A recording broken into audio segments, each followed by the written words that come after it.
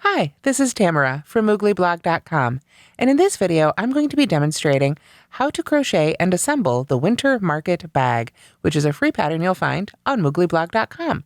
Please go to the link in the description or go to your favorite search engine and simply type in Moogly Winter Market Bag and the pattern should pop right up. To make today's pattern, we'll be using a USL 8mm crochet hook and less than 1 skein of Bernat Blanket Perfect Phasing. I used the dark blue colorway, but of course you can use whichever colorway you like. Stitch markers, as well as a yarn needle and scissors, your standard crochet supplies, are always helpful. Let's take a closer look at the finished Winter Market Bag. The Winter Market Bag that you can see here really features the ombre or gradient effect that you'll find in Bernat Blanket Perfect Phasing. Here is the pink colorway. I believe this one's actually called Fuchsia. And as you can see, the darkest colors in the center fading to just the palest of shaded whites here on the outside. And this bag takes advantage of that. We start making squares from the middle and work our way out. Then, when it's time to make the snowflake dangle, we work from the outside to get that wider bit of yarn there. So if you prefer, you can use a different version of Bernat Blanket. You just won't have the gradient colorway here. But it's also a great stash buster, so you can use whichever colors you like. Now, as I mentioned, we make lots of squares. You can see here the darkest ones I made are at the bottom, and we work our way out.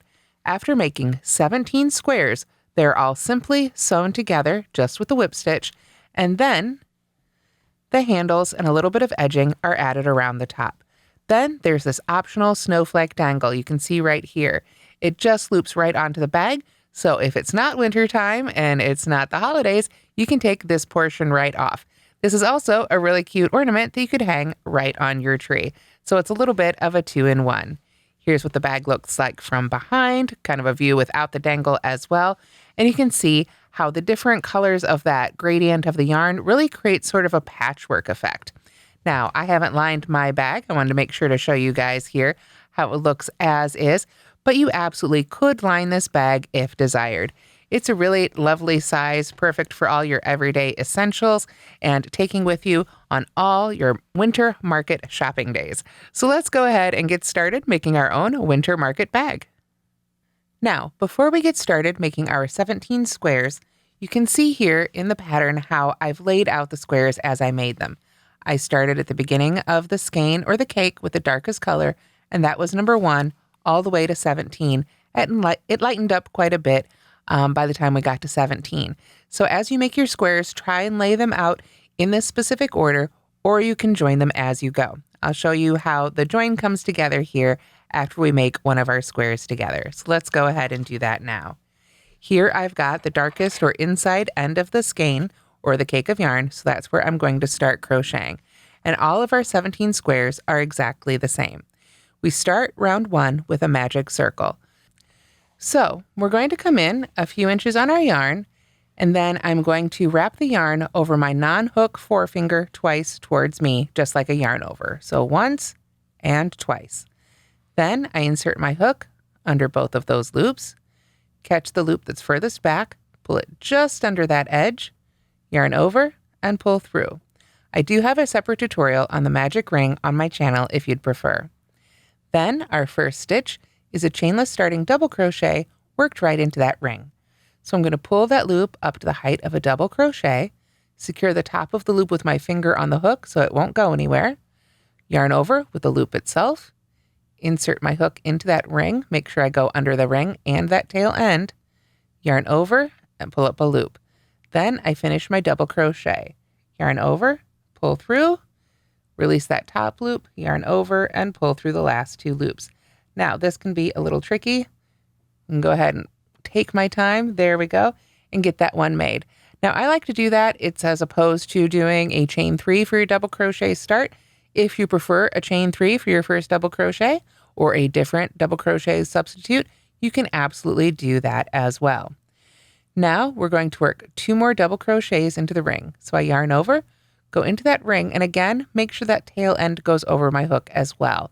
It's that tail end that we pull on at the end that really closes everything up, but it means it has to be enclosed in each stitch. So I've got my chainless starting double crochet, 1 double crochet. I need another right back in that ring. So now we have a total of 3 double crochets. Then I'm going to chain 2 and work 3 double crochets into the ring 3 times. So we chain 2, 1, 2, and work 3 double crochets into the ring. Again, every time I want to make sure that I catch that tail end in that stitch as well. So there's 1, 2, and 3. So that's 1 repeat, and then we do it again. Chain 2, 1, 2, straighten out my yarn a little bit there, and then 3 double crochets into the ring. Oop, my yarn got twisted. There we go. There's the ring. Make sure we've got that tail end there. 1, 2, and 3. So now we need to do that repeat one more time. Chain 2 and work 3 double crochets into that ring. 1, 2, and 3. Sometimes that tail really wants to join the party, but we just want to enclose it and kind of keep it hanging there in back as best we can. So now you can see it kind of looks like the start of a standard granny square, but we are going to finish it up not with a chain 2 and join, but rather with a chain 1. And then we're going to use a half double crochet in the top of that first double crochet. So either the chainless starting double crochet or the top of the chain 3 or whatever you used for that very first double crochet stitch. We just put a half double crochet right in there. And you can see when we use a half double crochet as a join like that, now our hook is in the middle of this chain space. So that chain 1 and half double crochet are kind of going to act as our chain 2 here, but now we get to start in the middle of that space. One last thing to do here at the end of round 1, we can go ahead and take that tail end and pull on it. And you can see how that closes up the center really nice and tight. Now, when we go to weave in this first end, with our yarn needle, we want to make sure and go back and forth in different directions around that magic ring. That's what's going to hold it closed. If we were to weave in that end in only one direction, it could pull out. So you can weave it a little bit one way, but then make sure you come back the other direction before you're done. Now, for the sake of time, I'm going to go ahead and let that hang out now and move on to round 2. For round 2, we start with a chain 1 for our turning chain, and then we half double crochet in that same chain 2 space. There we go. And then we work a half double crochet and a front post double crochet in the next stitch. So half double crochet, we're going to go under those top 2 loops just as we normally do. There's that. But then we're going to front post double crochet around that same stitch. So we yarn over. Now we find the post of that stitch itself. Come from the front around that post. Could be a chain 3, could be the chainless starting double crochet, whatever you did there. And work off our double crochet as just like that. So then we are going to back post double crochet around the next stitch. So that's the center one of that set of 3. So we yarn over. Now we come from behind. There we go. Right around that post. Pop our hook out to the back of our fabric. Yarn over. Very carefully pull that loop up and through. And then finish that double crochet. And then in the next stitch, we're going to front post double crochet and half double crochet in that one to sort of bookend or mirror what we did here. So for the next one, first we want to do the front post double crochet. So we yarn over, we come from the front around that post, pull the yarn up and around, finish that double crochet. And then we want to half double crochet right in the top. So this is a little tricky. I like to yarn over and then just kind of use my finger to hold that loop on while I find the top of that last double crochet that we just went around. There we go. And there's that half double crochet right there. After that, we are going to half double crochet in the chain 2 space. And then chain 2, 1, 2, and begin again. Half double crochet in the chain 2 space. We've got another set of 3 double crochets here. So for the first one, we half double crochet in the top. And then front post double crochet around the post of that same stitch. like so. Then back post double crochet around the next. So yarn over and then come from behind. Yarn over, carefully pull that loop through. That's usually the hardest part of back post double crochet. Then we can finish that double crochet. Then for the last one of that set of 3, we want to do the front post double crochet first. So we yarn over, go around that post, and then very carefully half double crochet in the top of that same stitch. Then of course we're back at that next chain 2 space, so we half double crochet in the chain 2 space, chain 2, and begin again. We're going to do that same series here on all 4 sides of our block. And you can see just how much texture this is creating in our square. So after that chain 2, we go start our repeat again, half double crochet in that chain 2 space. Then we work a half double crochet in the first of those 3 double crochets there, front post double crochet around the same one, back post double crochet around the next, front post double crochet around the third, got a little fuzzy there, there we go, and then half double crochet in that same stitch. Like I say, after you work that post in there, sometimes it can be hard to find. If you're having a lot of trouble, just scooch that base of that post stitch down a little bit, give yourself a little bit more room there to get right in the top of that stitch. Then of course we need to finish up our repeat there with a half double crochet in that chain 2 space and then chain 2. And then we do that all again for the last side. So I'll see you as we finish up round 2.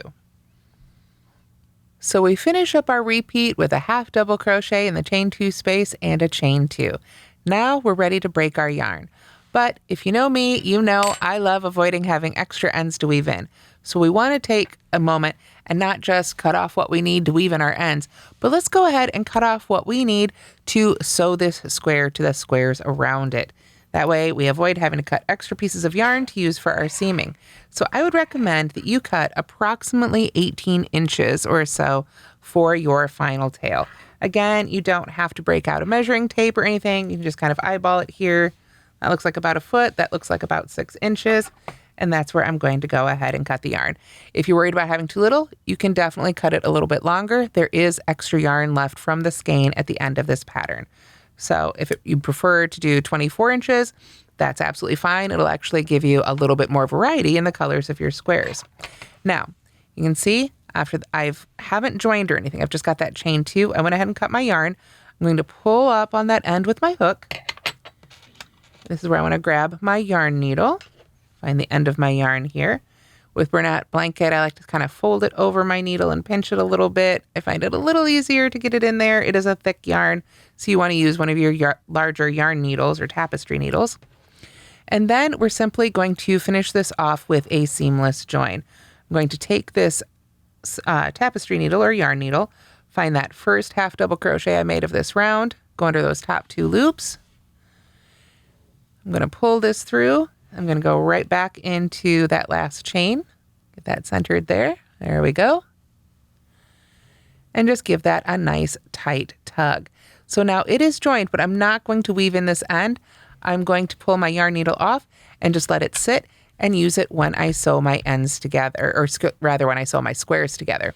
Now this end, the internal end, I would go ahead and weave in the ends, the inside end, if you will, on all your squares before you join them together.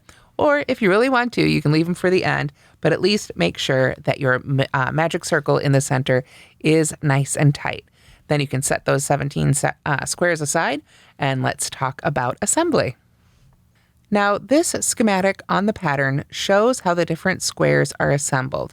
We laid out our squares as I showed you earlier, 1 through 17, and now I've got them numbered. So square 1, 2, 3, 4, 5, 6, 7, etc., all the way through 17.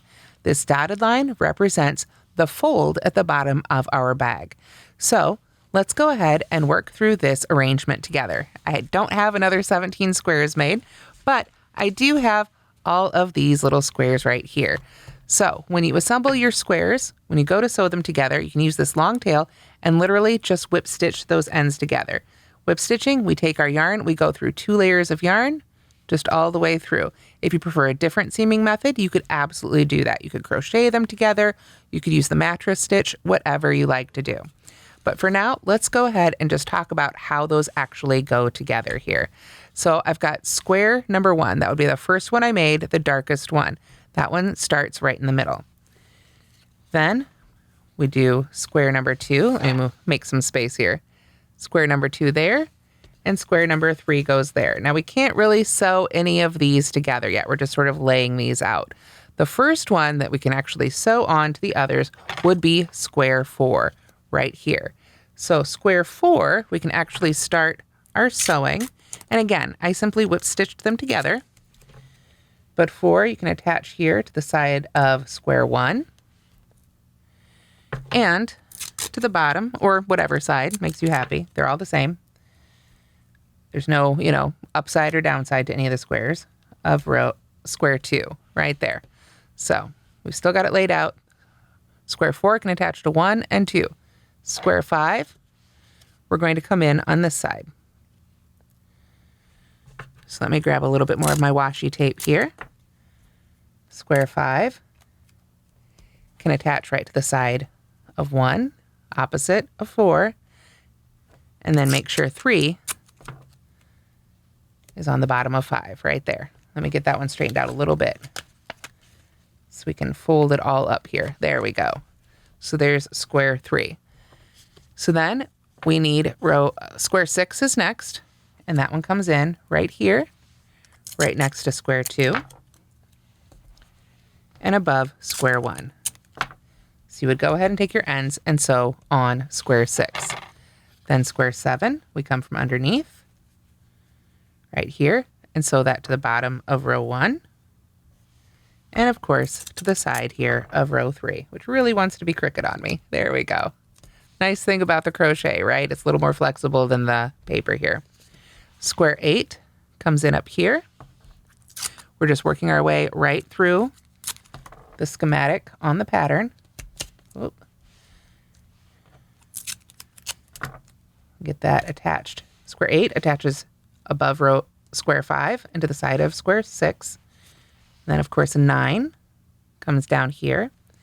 And if you did not follow the specific, color ombre gradient sequence, if you're using different colors of Bernat Blanket, you don't need to assemble them in this particular order. If you're using up odds and ends, if you've got different colors, or even if you're using a solid color, then you just want to make sure you get this shape right here. But if you want to keep that ombre effect, that patchwork effect with our squares, then this is the way you would want to assemble them. So this is the first 9. We've just made a really nice block here. 10, we're going to come in here on the side of 5. You can see right there on our schematic, same thing. We're going to do the same thing with our crocheted squares. So there's 10. And then 11 right there is on the opposite side. It's the other side of square 4. Square 12, we come underneath square 7. We build it out this way to sort of keep our darker colors at the bottom as it lightens up towards the top of the bag. Square 13, put above square 6. Let me get those scissors out of the way so I stop bumping them every time I grab a new color or a new square here. Then square 14, look closely here. It's below square 11 and to the left of square 9.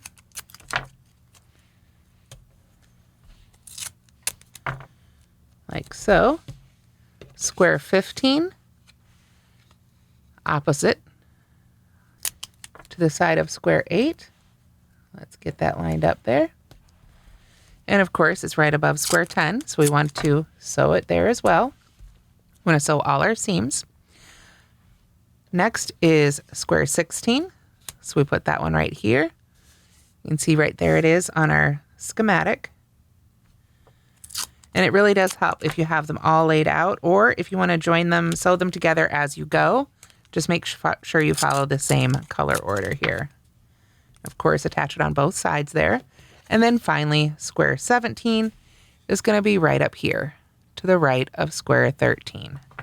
So So if you prefer to lay them all out and attach them with stitch markers before you sew them together, you absolutely could do that. If you are using, sort of random different colors to mix up rather than the gradient scheme, I'd recommend that you do that so you can make sure you get a color layout that you like. But for us, for now, this is how we create what's right here, of course, by sewing our squares together. Now, you see that dotted line? We know that's our fold line. So right across there, our original 3, 1, 2, and 3. On our pattern, you can see what we've made right here. Here it is in paper. Here it is with the squares all joined together. So now we're going to fold it right across 1, 2, and 3. Now, with our fabric, obviously it doesn't fold, but that is what creates the bottom of our bag right there. So when we fold that up, you can see here's the front and the back of our bag. And here you can see we've got square 2 and square 13 are going to come together like this. So we want the side of 13 to connect to the top of 2. There, I couldn't find the end of my tape there. There we go. So 13, the side of 13 goes to the top of square 2. And this is spelled out in the instructions as well. There we are. Oh, doesn't want to stick. Still a little faster than sewing though. There we go. Then the left side of 2 connects to the top of 11. So the left side of block 2, there's the top of 11. So we put those together. Again, just sewing it in. That's why it's great to leave all those really long ends for the end, unfortunately, to weave in, but then you can keep using them to attach your squares here as you go. So we have 2 attached to 11. Then we come to the other side. The bottom of 10 attaches to 3. So here's 10. The bottom of 10 attaches to the side of 3, just like what we did on the other side here. So we can put those together. There we go. Get a little bit more tape. The bottom of 3 attaches to the side of 12. We bring those together as well. So if you're really getting lost on your squares, if it's just not making sense, try using those stitch markers to add a little label with the numbers. That may help you as well. Now you can see it is starting to make that bag shape. So last thing we want to do here, last couple things, we want to close up the sides a little bit. So you can see it's got a bag shape right now, but it's a really wide open bag. So 2 more things. We want to do the top of 13 to 11. If you hold it out here, you can see how that logically makes sense. These 2 want to come together to close up our bag a little bit along the side. And then the same thing on the other side. We've got the side of 10 attaching to the bottom of 12, like so. There we go. So now, paper, of course, not nearly as flexible as fabric. You can see that is how we've made the shape. And I pull this back out here. You can see right there. These are the ones that come up and attach on the sides. Right now, all this is handle. So if I put my hand over that, you can see this has made that shape. It's open here. This would be square 16. This would be square 14. Square 15 and square 17. So you can see how those early numbers put the dark colors at the bottom of our bag, and it gets lighter as we go up to the top. So after those are all sewn together, then it's time to do the handles and optionally create our snowflake dangle. Now, where you want to begin your top edging and handles is completely up to you in terms of which side of your bag. Just doesn't really matter at all. You just go ahead and pick one. But we want to start by looking for what would be the chain 2 space at the top of one of these squares at the top of the bag. So you can see right there is the chain 2 space at the corner of this square right here. This is where we go ahead and join right there with a single crochet, and then we place a stitch marker right in that single crochet. That's going to come in handy later. Then we single crochet 7 stitches down, Do a little single crochet 2 together here where these squares come together at the side, and single crochet back up this side, single crochet in the chain 2 space, place a stitch marker in that one right there. Then go ahead and repeat that around. 7 stitches down the side, single crochet 2 together whenever you get to one of those valleys, 7 stitches up this side, single crochet in that chain 2 space and place a stitch marker in it, back down the other side all the way around. At the end of that round, you can go ahead and join to that first single crochet with a slip stitch. So you'll be joining to that first marked stitch. Now, the reason we have those stitches marked is to help us make our handles. So since we started in this stitch, you can see right here, there's the single crochet. Then I chained 20. This gave me the length of my handle. Now you can absolutely chain more stitches if you'd like for a longer handle. Again, there is extra yarn left over at the end of the pattern. So you can make these handles as short as you'd like, although I wouldn't go a whole lot shorter than maybe 10, but you can make them longer if you'd prefer a shoulder strap, absolutely whatever length you like. I went with 20. I think this is a good length, especially for getting to sort of over my arm. Then after we chain 20, we skip all these stitches in between and single crochet in that next marked stitch. That's why we have stitch markers at the top of each of those points, if you will, of our squares. So we chain 20, single crochet in that next marked stitch, single crochet on over till we get to the next marked stitch, chain 20, skip over to the next one. We skip all those stitches in between and keep going around until we get right back to that very first one. Finally, we single crochet in each chain and slip stitch around. You can see those right here. Here's the chains at the bottom. We want to single crochet in each chain, not the chain space, but each chain and in each stitch around just to completely firm up those handles. If we worked into the chain space, then our stitches could slide around on that chain and they wouldn't be nicely distributed like you see right here. So if you've chained more stitches to make a longer handle, then you would want to just single crochet in however many stitches you did for your handles. So we just work our way around, create those handles very simply with single crochet, and all that's left is the optional snowflake dangle.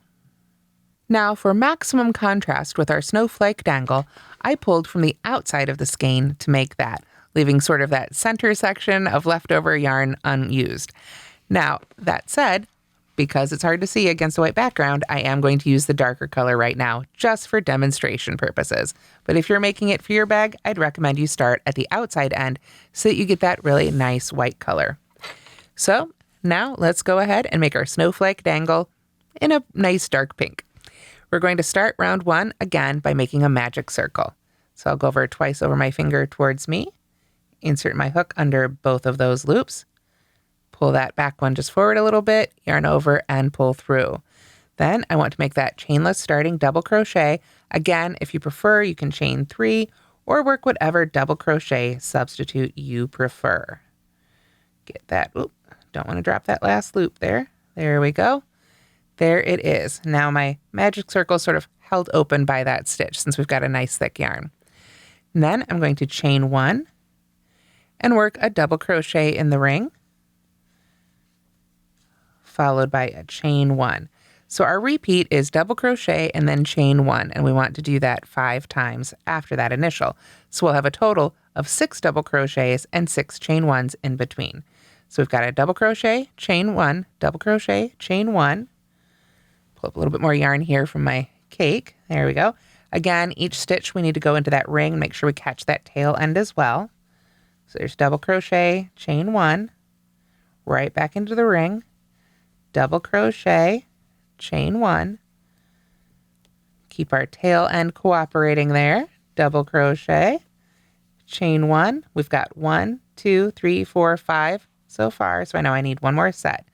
Double crochet and chain 1. Needed a little bit more yarn. There we go. Let me pull up a little bit more here before we finish round 1.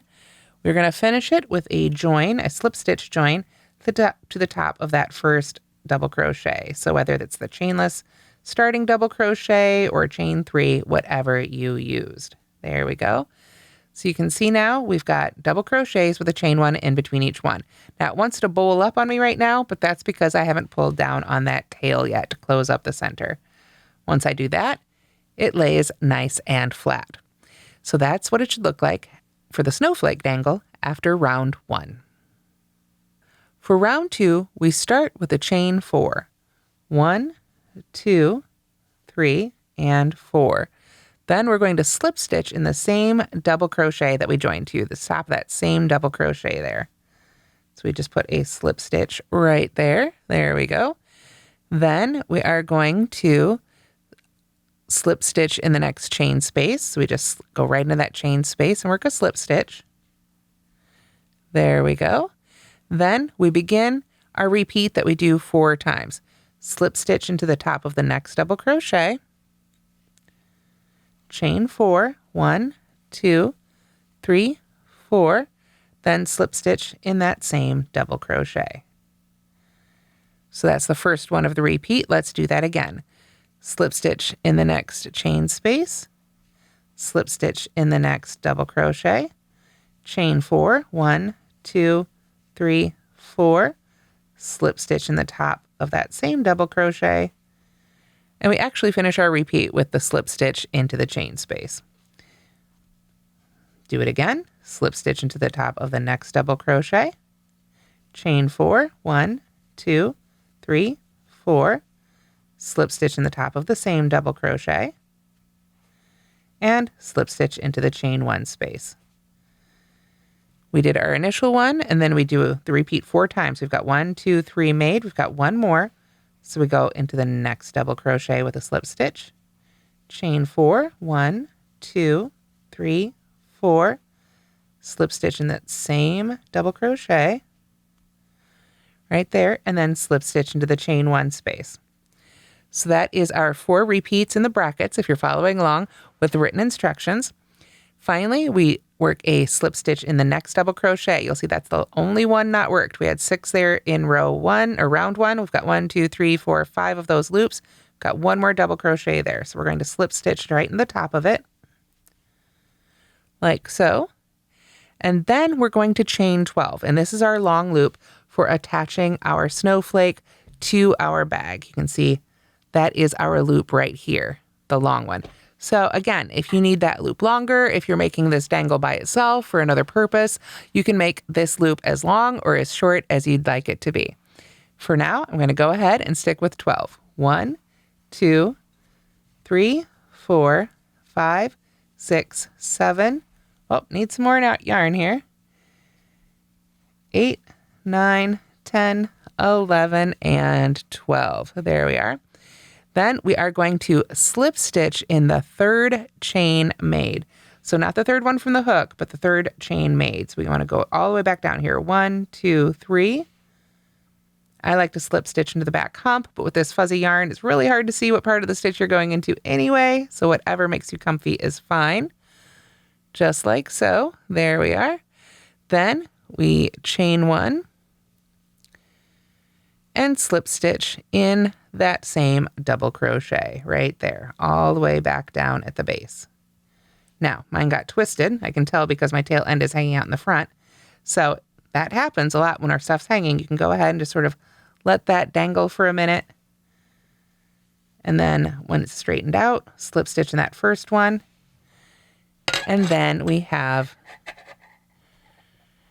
our finished guy here. We just need to finish it up completely by breaking our yarn. Again, we want to leave a little bit of length here. Pull up on our hook. There we go. Get that yarn needle back out. Let's see, find the right size here. There we go. Try and find a slightly bigger one this time for this big thick yarn. And then we take that end of our yarn, and then we simply seamless join to the first slip stitch of the round. So you can just go right in there, pull that down, send that yarn end right back, and then we can weave in those ends. So after weaving our ends, we will have made our snowflake dangle. And you can simply attach it to whatever you like, for instance, a pretty little tote bag, by sending the snowflake itself through the remaining of that chain 9 loop there.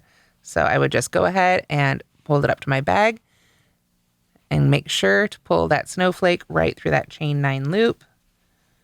There we go. Of course, my ends are trying to get in there to join the fun right now, but there we go. You can see it just attaches just like that. So you can pull it right back off, make them in dozens of different colors, make these for really fun and fuzzy crochet ornaments or gift toppers, whatever you like. And that's how to crochet the winter market bag with its optional snowflake dangle. I hope you've enjoyed this tutorial, and I hope you'll give this free crochet pattern a try. Thanks so much for watching, and don't forget to like and subscribe.